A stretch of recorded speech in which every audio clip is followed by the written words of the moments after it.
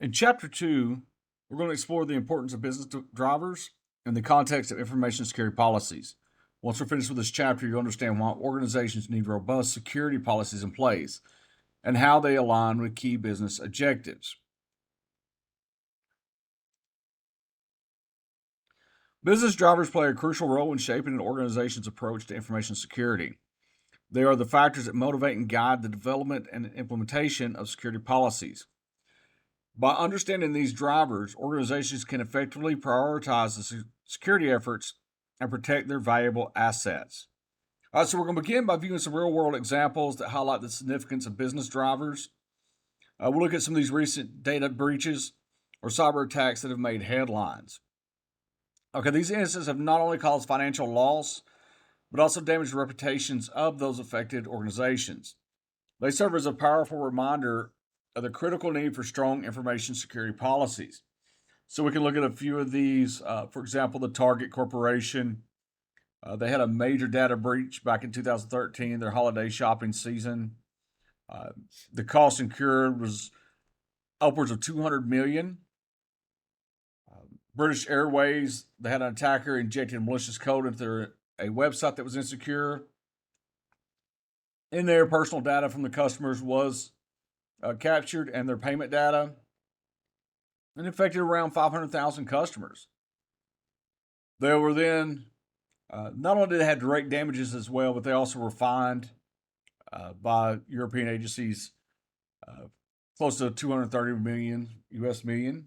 And then Capital One had a lot of harm to their reputation when an attacker was able to breach into their security and in their data and gain access to more than 100 million accounts and credit card applications.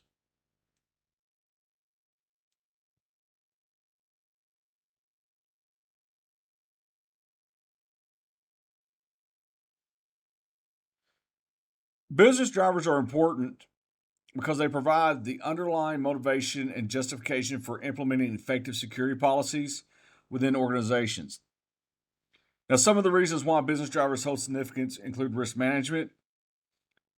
Organizations recognize the importance of managing and reducing information risk.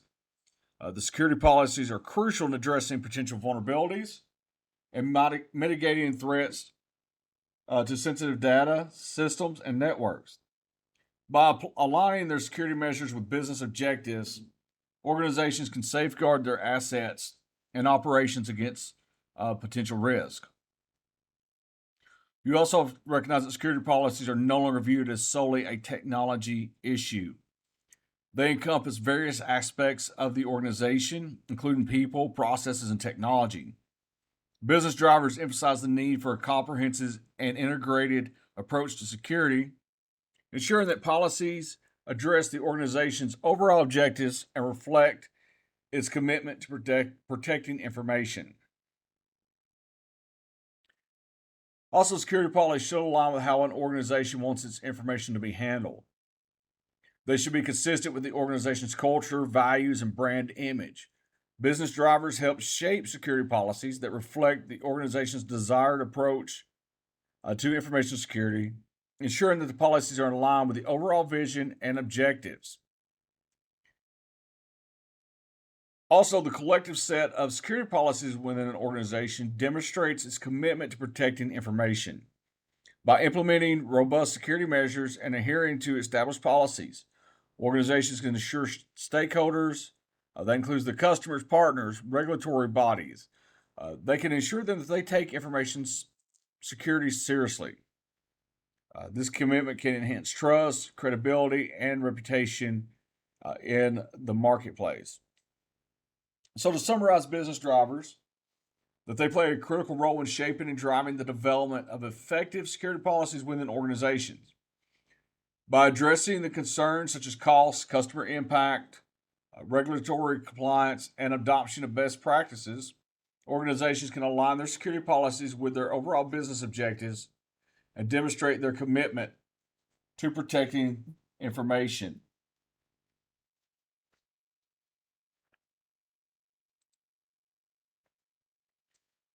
Maintaining compliance with applicable laws, regulations, and industry standards is a critical aspect of information security. Compliance ensures that the organizations adhere to specific requirements and guidelines, and therefore it minimizing risk and protecting sensitive data. So now we're going to look at the relationship between compliance, security controls, and information security policies. So compliance and security controls. Um, Compliance standards often outline specific security controls that organizations must implement to protect sensitive data. These controls serve as the technical and operation measures designed to safeguard the data, systems, and networks. They include practices such as access control, encryption, network monitoring, incident response, and data protection measures. Compliance requirements necessitate the implementation of these security controls to meet the prescribed standards. Also, your information security policy provides the framework and guidelines for how an organization should manage and protect its information assets. Policies define the rules, responsibilities, and acceptable practices that employees must follow to ensure to maintain a secure environment. Security controls serve as the enforcement mechanism for these policies. That allows them to ensure that the defined security measures are implemented and adhered to consistently, therefore maintaining a compliance.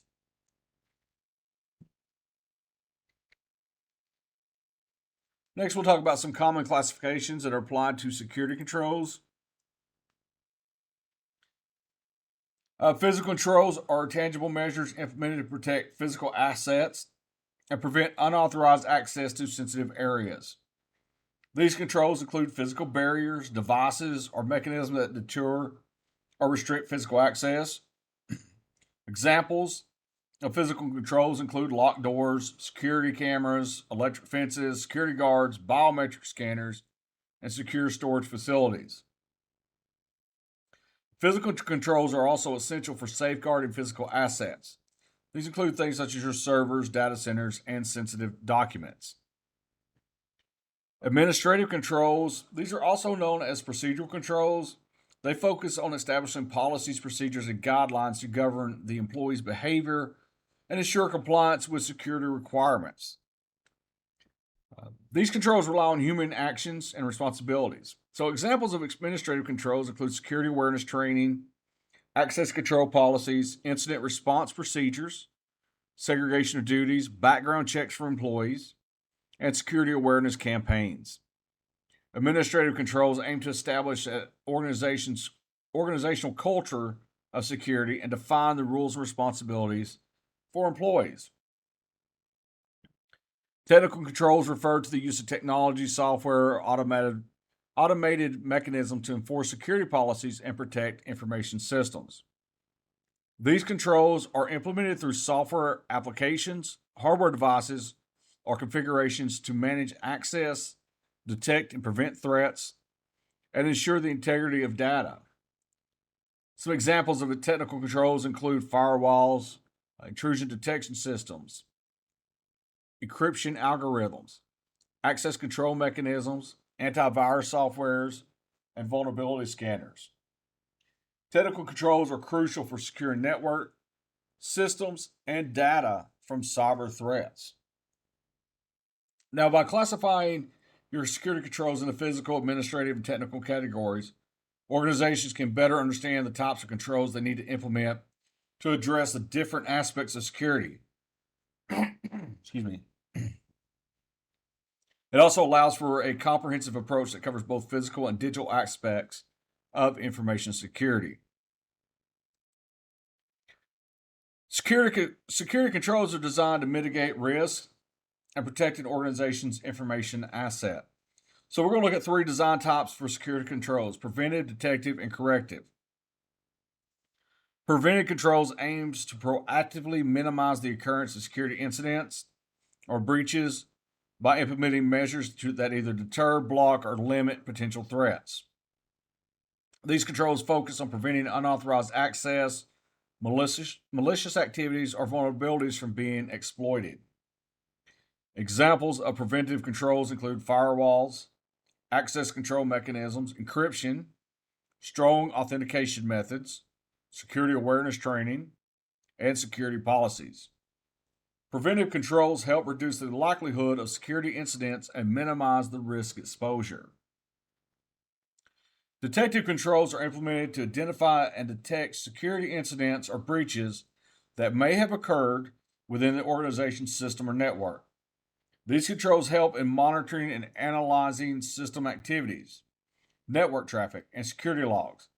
Those are used to identify any anomalies, suspicious behavior, or signs of a security breach. Examples of detective controls include intrusion detection systems, or IDSs, security information and event management tools, log analysis, security audits, and vulnerability scanning. Detective controls enable organizations to promptly detect and respond to security incidents, minimizing the potential impact and facilitating timely incident response. Corrective controls are designed to address the aftermath of a security incident or breach and minimize the impact on the organization's operations and assets. These controls focus on restoring normal operations, fixing vulnerabilities, recovering the data, or implementing measures to prevent similar incidents in the future. Now, some examples of corrective controls include incident response plans, backup and recovery procedures, system patches and updates, vulnerability remediation, and forensic investigation. Corrective controls help an organization mitigate the effects of security incidents and recover from disruptions, and that allows them to enhance their overall resilience. Now, these controls work together to create multiple layers of defense, which increases the overall security posture and reduces the risk associated with potential security incidents. So, we'll talk about mitigating risk exposure. This is crucial for an organization to protect the information assets and ensure the integrity, confidentiality, and availability of their data. So, we'll look at some effective strategies for mitigating risk exposure. First, we'll see the educate employees and drive security awareness. Employees are going to play a crucial role in maintaining the security of an organization.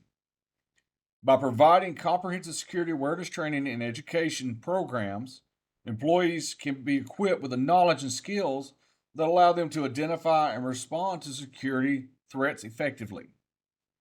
This includes training on secure handling of data, recognizing phishing attempts, using strong passwords, and also understanding the importance of following security policies and procedures.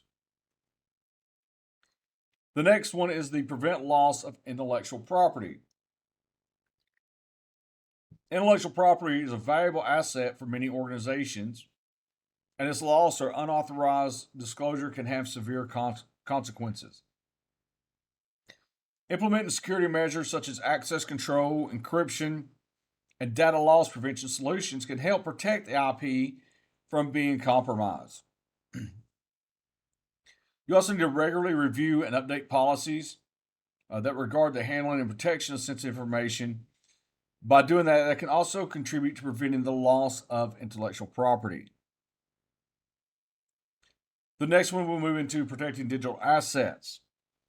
Because digital assets, and that includes the data, systems, and networks, they must be safeguarded against unauthorized access, modification, or destruction.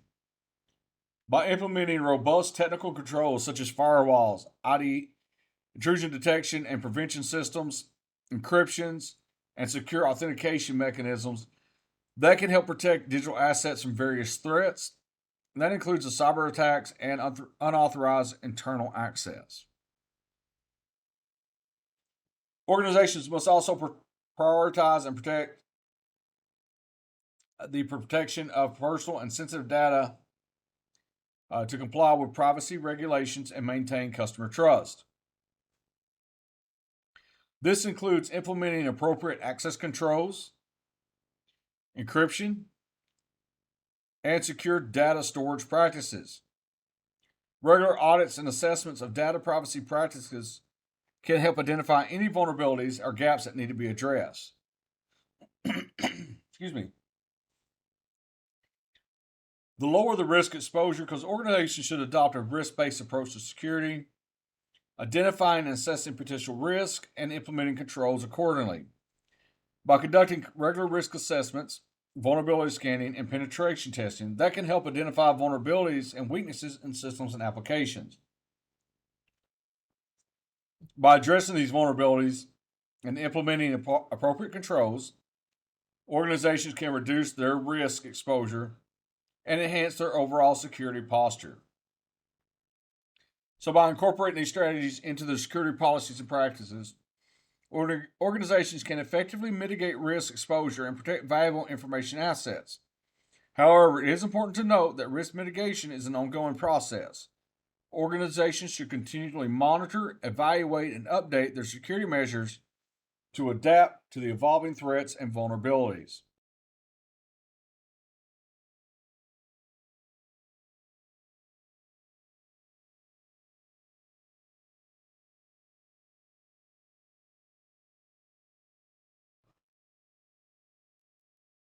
Minimizing liability is a critical aspect for organizations to protect themselves from potential legal and financial consequences. So, here are some key measures to minimize the liability of an organization. Have clearly defined roles, responsibilities, and limitations of both its organization and its employees, with the separations between employers and employee. This can help establish a clear separation of liability. This includes ensuring the employees understand their obligations and responsibilities regarding information security, and the organization takes appropriate measures to prevent unauthorized access or misuse of sensitive information. Implementing acceptable use policies helps set guidelines for the appropriate use of organizational resources. This includes the computer systems, networks, and data. These policies define what is permissible and what is prohibited in terms of accessing, using, and sharing organizational information. By establishing clear guidelines, organizations can minimize the risk of employees engaging in unauthorized or inappropriate activities that could expose the organization to liabilities. Confidentiality agreements and non disclosure agreements are legal contracts between the organization and employees or third parties that outline the obligations to protect sensitive and confidential information. These agreements help safeguard proprietary information, trade secrets, and other confidential data from being disclosed or used inappropriately, thereby minimizing the risk of liability resulting in unauthorized disclosure.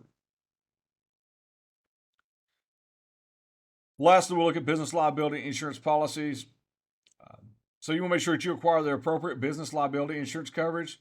That can provide financial protection to organizations in the event of legal claims or damages arising from security breaches, data breaches, or other security incidents.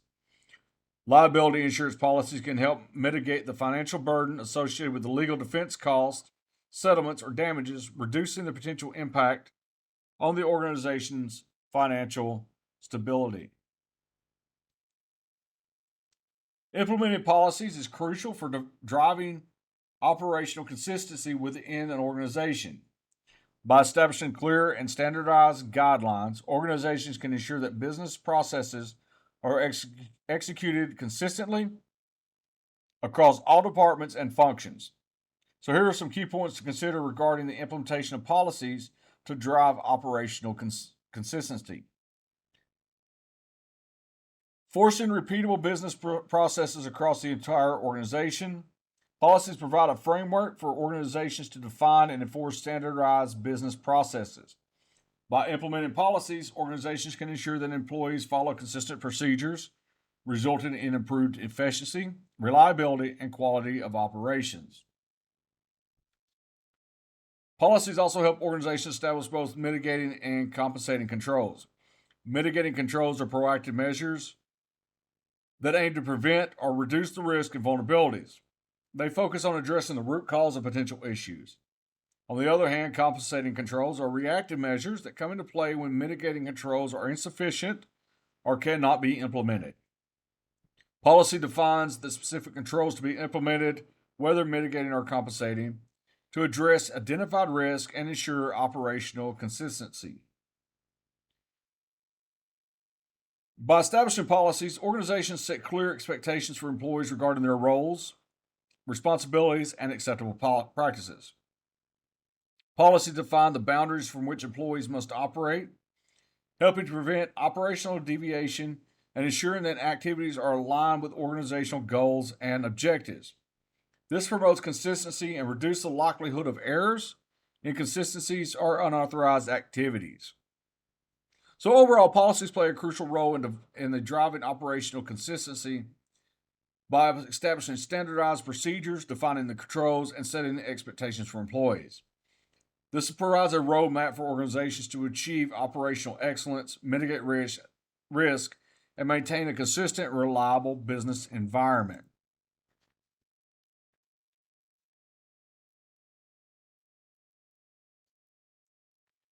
When striving to achieve operational consistency and drive continuous improvement, organizations often implement oversight phases. These oversight phases help organizations manage, measure, review, track, and improve their business process. So we'll break down each of these oversight phases. In the manage phase, organization focuses on managing the execution of processes and identifying any exceptions to standard procedures. It involves overseeing the day to day operations, ensuring that employees follow established guidelines, and addressing any deviations from their standard processes promptly. The measure phase involves quantifying various aspects of the business process to assess their effectiveness. Organizations measure factors such as volume, consistency, and quality. These measurements provide insight into process performance to help identify areas for improvement. Periodic reviews are conducted to assess whether the desired results are being achieved throughout the implemented processes. Organizations evaluate the effectiveness of their operations, identify strengths and weaknesses, and determine if adjustments or enhancements are necessary. Reviews may also involve analyzing performance metrics, conducting audits, and seeking feedback from stakeholders. Tracking involves monitoring and recording defects, errors, incidents, or other relevant data points related to the business process. This tracking enables organizations to identify patterns, trends, and areas of concern. By capturing and analyzing this information, organizations can take corrective actions and implement preventive measures to mitigate risk and improve overall performance. The improvement phase focuses on continuously enhancing the quality and effectiveness of the business process. Organizations use insights gained from previous oversight phases to make necessary adjustments, implement process refinements, and introduce innovations. Continuous improvement initiatives aims to optimize operations, minimize risk, and achieve higher levels of performance and customer satisfaction. So, by implementing these oversight phases, organizations can establish a systematic approach to managing and improving their business process. This helps ensure operational consistency, identify areas for enhancement, and drive continuous improvement throughout the organization. Mitigating controls and compensating controls are two types of controls that organizations use to address risk and vulnerabilities. Here are the key differences between the two types of controls. The mitigating control aims to limit the damage caused by the absence or failure of primary controls. They assume that the primary controls is either not in place or is broken down, and they're typically implemented after the fact to address a specific risk or vulnerability. Compensating controls are designed to achieve the desired outcome and policy intent, even if they do not adhere to the specific requirements stated in the policy. They may take a different approach or use alternate measures to achieve the same results as the primary controls. And also, compensating controls must be approved by the relevant authority or governing body to ensure they adequately address or identify the risk and vulnerability. So, to summarize this up, Mitigating controls focus on limiting the damage, while primary controls is the absent or fails, while compensating controls aim to achieve the desired outcome and policy intent through alternative means, even if they do deviate from specific control requirements.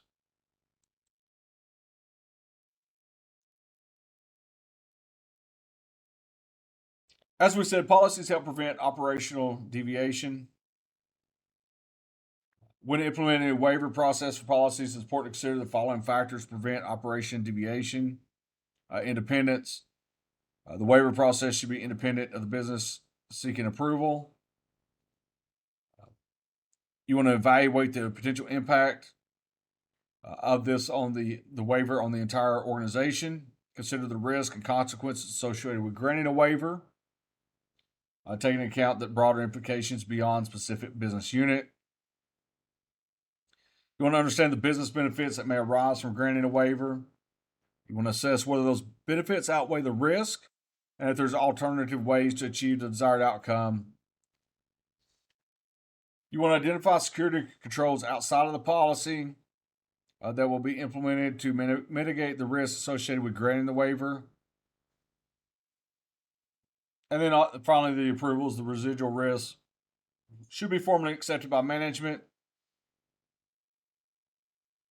You want to consider these factors and implement a well defined waiver process. Organizations can then effectively manage the operational deviations while maintaining the necessary level of control and compliance with their established policies. So that's going to finish up chapter 2 as we've talked about the business drivers for an ISS policy, compliance, and policy controls. We've talked about different risk exposure mitigations, organizational liability, and then having policies for operational consistency.